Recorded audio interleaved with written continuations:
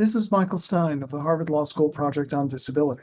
Congratulations on this immensely important conference, and thank you ever so much for allowing me the opportunity to contribute a few thoughts about persons with disabilities and climate change.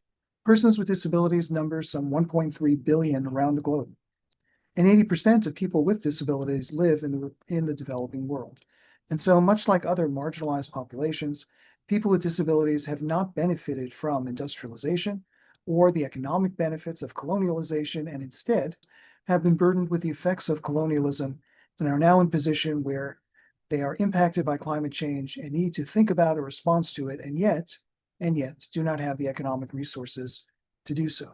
I have done various workshops with the World Bank, with the IMF, and with others, all of whom intend to include people with disabilities per the SDGs, leave no one behind, and yet most of the national level operations do not do so. When we go on the ground, when we work in places like Sumangaj province in Bangladesh with its annual flooding, we encountered individuals with disabilities who were left behind by their families, unfortunately, tragically, but children and adults for whom the families just could not care for while fleeing this natural disaster. And yet people with disabilities are problem solvers. People with disabilities have local knowledge. People with disabilities deal with barriers and hindrances all the time. So not including them in the policies or in the problem solving or in the solutions or in the relating to climate change is nothing if not negligent and extremely harmful. Let's look at the impacts of doing so. A study of over 10 years of wildfires in Australia found that 89% of the mortalities, the people killed, had one or more disability. The same number, again, roughly 90%, turned up in the British Columbia wildfires in Canada.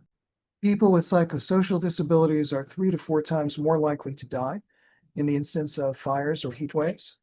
People with thermoregulation issues, such as those with multiple sclerosis, are 3 to 4 times more likely to go to an emergency room or seek urgent care.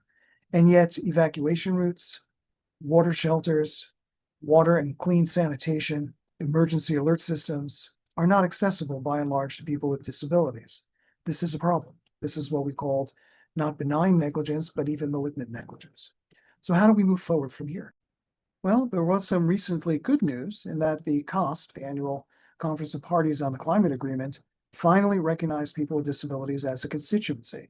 It took 20-something years to do so, despite disability being mentioned in the preamble to the Paris Agreement and everyone else other than disability included as a constituency. So we're starting to see some progress, very slowly, but we need awareness. We need people with disabilities to be included in the development of policies, the implementation of policies, and their accountability on a regular basis.